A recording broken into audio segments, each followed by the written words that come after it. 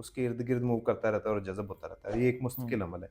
हुँ, लेकिन ये बीमारी सिर्फ़ बच्चों से मुंसलिक नहीं है, बड़ों में भी ये बीमारी हो सकती है। रसौली की वजह से, हुँ, चोट की वजह से ठीक है। या उनमें भी गर्दन तोड़ बुखार के बाद इस बीमारी का होना मुमकिन है। हमल के तीसरे महीने में जो अल्ट्रासाउंड किया जाता है ना, उसमें अमूमी तौर पर इसका पता चल जाता है। हुँ। अस्सलाम वालेकुम जी, एक नई पॉडकास्ट के साथ एक बार फिर आपके सामने मौजूद हैं। आज मेरे साथ मौजूद हैं neurosurgeon doctor Jamal Nasir.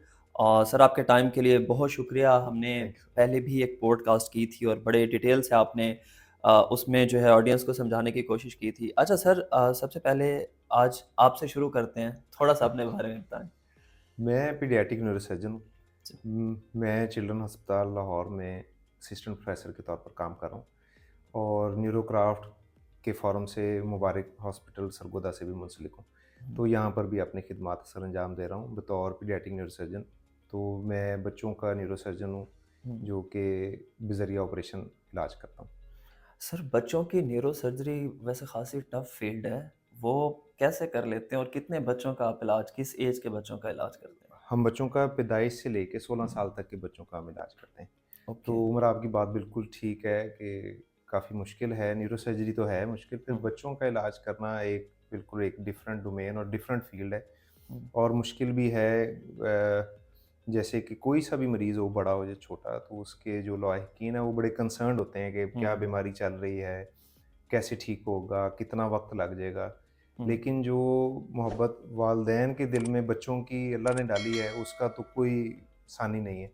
Exactly. तो बच्चा ज़्यादा सीरियस हो, जैसा भी हो, कुदरती तौर पर ज़्यादा मसाइल का भी शिकार हो, तो वालिदैन बहुत ज़्यादा कंसर्न्ड होते हैं कि हुँ, हमारे बच्चे के लिए कोई ऐसा इलाज तजवीज़ किया जाए कि वो बिल्कुल ठीक हो जाए। हुँ। तो फिर हम बस हम बहैसियत मुआलिज ही उनकी हेल्प करते हैं, उनका इलाज करते हैं और हुँ। अल्लाह ताला हमें हिम्मत देते हैं।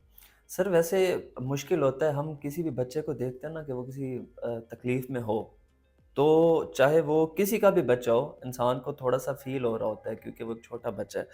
तो बीइंग न्यूरोसर्जन तो ये मेरा ख़्याल से ख़ासा टफ़ है। सर एनीवेज़ आज हमने बात करनी है सर में पानी की जो मिकदार ज़्यादा हुँ। होती है, हाइड्रोसेफ़लस जी, जिसे बिल्कुल। बोलते हैं, उस पे हमने बात करनी है। तो ये क्या होते हैं सर? अ, सर में पानी की ना कुदरती तौर पर भी उम्र मौजूद होता है।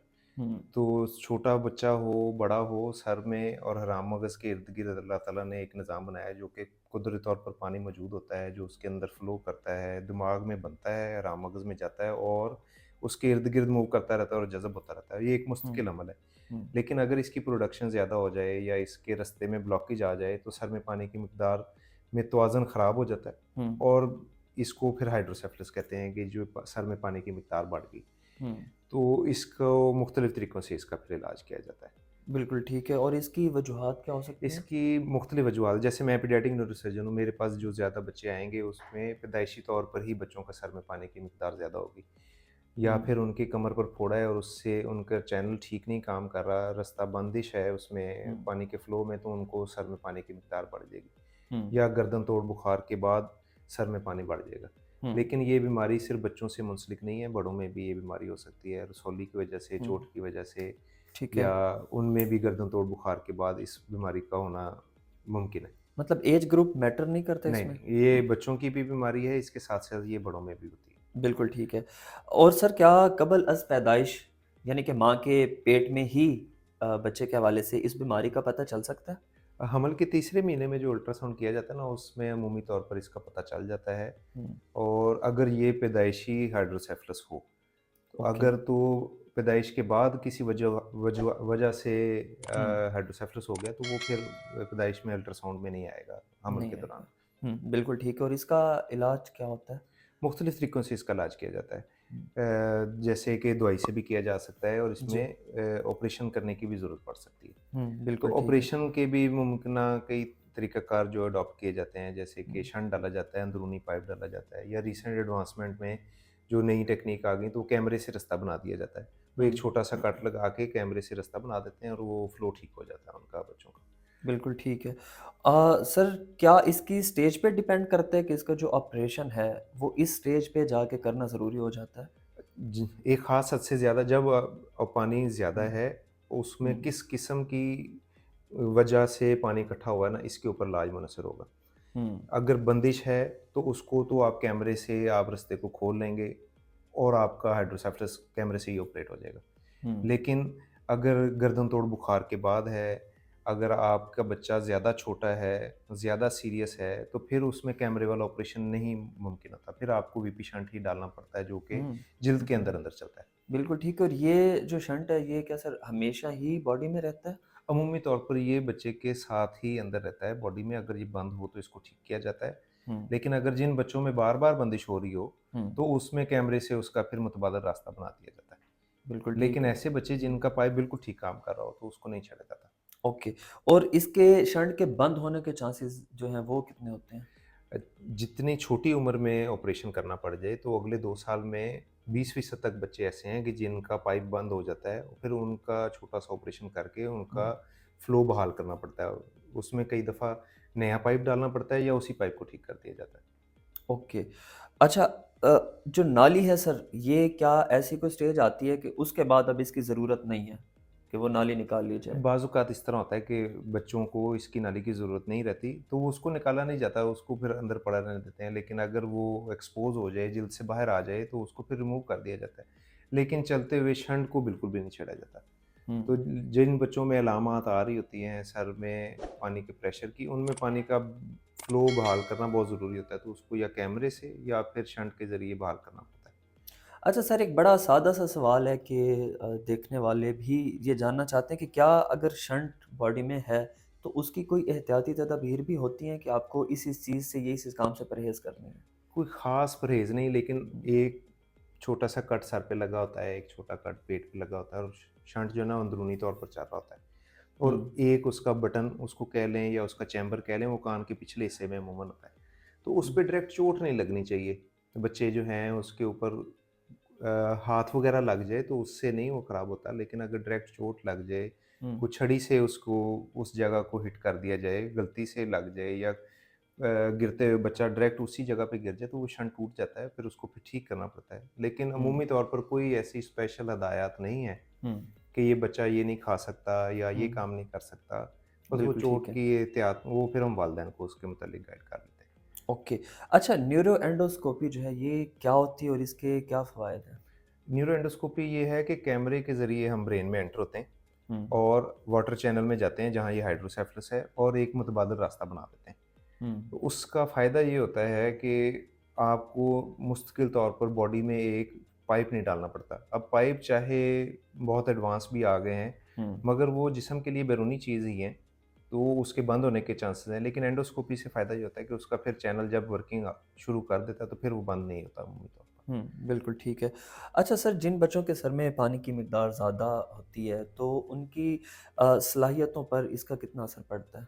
अगर तो बच्चों का बर वक़्त इलाज करवा लिया जाए, ऐसे बच्चे जिनको कुदरती तौर पर पानी ज़्यादा था, जब वो पैदा हुए तो उनके पैदाइशी तौर पर पानी ज़्यादा था, तो उनका जब बर वक़्त इलाज कराएँगे तो वो नॉर्मल बच्चों की तरह ठीक हो रहते हैं। हुँ, लेकिन ऐसे बच्चे जिनको गर्दन तोड़ बुखार के बाद सर में पानी की मिकदार बढ़ी, तो गर्दन तोड़ बुखार के बाद दिमाग के कुछ हिस्से मुतासिर हो जाते हैं, तो वो हुँ, बच्चे फिर नॉर्मल नहीं होते। उनमें हुँ, दिमाग के कुछ हिस्से मुतासिर होने की वजह से वो बच्चे फिर कुछ बच्चे नॉर्मल नहीं रहते, लेकिन अमूमी तौर पर जब आप उनके ब्रेन का प्रेशर कंट्रोल कर देते हैं बज़रिया ऑपरेशन, चाहे वो कैमरे से करें, चाहे वो पाइप से हुँ, करें, तो वो बच्चे फिर नॉर्मल रहते हैं। हुँ, लेकिन 15 से 20% बच्चे शंट वाले ऐसे होते हैं जो आम बच्चों से भी होशियार होते हैं, वो उनसे शार्प होते हैं, तो वो उनकी परफ़ॉर्मेंस भी अच्छी होती है। हुँ, तो उनका इलाज तो लाज़मी कराना चाहिए। हुँ, क्योंकि ये समझा जाता है अमूमी तौर पर हमारे माशरे में कि सर में पानी ज़्यादा है, अब इसका दिमाग का ऑपरेशन हो गया है, ये बच्चा नॉर्मल नहीं है या ये हुँ। नॉर्मल परफ़ॉर्म नहीं करेगा, अब इसका इलाज कराने का कोई फ़ायदा नहीं है। तो ऐसी बात नहीं है, इन तोहमात से बचना चाहिए और हुँ। बच्चे का बर वक़्त इलाज कराना चाहिए। सर अगेन हमने लास्ट पॉडकास्ट में भी ये बात की थी कि क्या जो फैमिली हिस्ट्री है वो इसमें भी मैटर करती है? इसमें फ़ोलिक एसिड जैसे हम बात कर रहे थे स्पाइना बाइफिडा की, कमर के फोड़े की, वो लिंक्ड है फ़ोलिक एसिड के साथ अमूमी तौर पर समझा जाता है। लेकिन हाइड्रोसेफलस के साथ ऐसी हुँ, कोई चीज़ लिंक्ड नहीं है, लेकिन जिन बच्चों पे कमर पे फोड़ा होता है, जी। उनको भी 80% तक चांस होता है कि उनके भी सर में पानी की मिकदार बढ़ सकती है। हुँ, तो ऐसे बच्चे जिनको अगर हम फोड़े के इंसिडेंस को कम कर लें, उनकी जी, वजूहात को कम कर लेंगे, तो सर के पानी वाले मरीज़ भी कम हो जाएँगे। तो बिल्कुल ठीक है। ख़वातीन को चाहिए कि वो फॉलिक एसिड का इस्तेमाल बर वक़्त करें, अपनी हुँ। डाइट को बेहतर करें जी, और फॉलिक एसिड की टैबलेट है भी बहुत सस्ती, तो इसमें हुँ, बहुत हमारे रूरल एरियाज़ में गाँव के लोग भी उसको अफ़ोर्ड कर सकते हैं, तो हुँ। उनको चाहिए कि वो उसको टाइमली यूज़ करें। बिल्कुल ठीक है सर। अब जैसा कि टीम न्यूरोक्राफ्ट और मुबारक मेडिकल कॉम्प्लेक्स के इश्तराक से सरगोदा वालों के लिए भी शायद ये खुशखबरी है कि यहाँ पे बाकायदा इलाज, सर्जरी सारा कुछ शुरू कर दिया गया न्यूरो और स्पाइन के हवाले से। तो इस हवाले से आप क्या कहेंगे? जैसे कि मैं न्यूरोसर्जन हूँ ना, तो मैं तो ये मैसेज दूँगा कि हुँ, अपने मरीज़ को बर-वक़्त इलाज के लिए लेकर आएँ हुँ, और बर-वक़्त फ़ैसला करना बहुत ज़रूरी है। बिल्कुल। अगर आपको कोई डॉक्टर मेडिसिन, कोई सिरप, कोई इंजेक्शन एडवाइस करें तो आप फ़ौरन करवा लेते हैं। हुँ, लेकिन अगर आपको ऑपरेशन एडवाइस किया जाता है तो वालिदैन डर जाते हैं और हुँ, वो इलाज कराने से कतराते हैं और कई दफ़ा बच्चा भी ले जाते हैं। तो उससे बच्चे का नुकसान हो जाता है। तो वो जब हुँ, कुछ देर के बाद लेकर आएँगे तो फिर ऑपरेशन करने के भी वो फ़ायदे अचीव नहीं किए जा सकते जो कि बर-वक़्त इलाज से किए जा सकते हैं। हुँ। तो बर-वक़्त फ़ैसला बहुत ज़रूरी है कि जब ऑपरेशन डॉक्टर एडवाइस करें तो उसको करवाना चाहिए ताकि आपको ज़्यादा से ज़्यादा फ़ायदा हासिल हो सके। बिल्कुल ठीक sir, thank you very much. आपने बड़ी डिटेल से आज फिर इंतहाई अहम टॉपिक पे बात की है। जैसे कि आपने सुना है डॉक्टर साहब का एक ही मेन आज का फ़ोकस ये था कि अपने बच्चे का बर-वक़्त इलाज करवाया जाए या कोई भी मरीज़ वो किसी भी एज ग्रुप से ताल्लुक़ रखता है, उसका बर-वक़्त इलाज करवाना और फ़ैसला करना इंतहाई ज़रूरी है। सरगोदा और इसके जो गिर्द-ओ-नवाह के दूसरे शहर हैं, उनके लिए अच्छी ख़बर ये है कि अब मुबारक मेडिकल कॉम्प्लेक्स न्यूरोक्राफ्ट के इश्तराक से न्यूरो और स्पाइन के हवाले से इलाज और सर्जरी की सहूलत अब आपके लिए ला चुका है। तो अगर आप इस किस्म के किसी भी इश्यू आप फेस कर रहे हैं इस इश्यू को, तो आप यहाँ पे तशरीफ़ ला सकते हैं। टीम न्यूरोक्राफ्ट 24/7 यहाँ पे अवेलेबल होती है।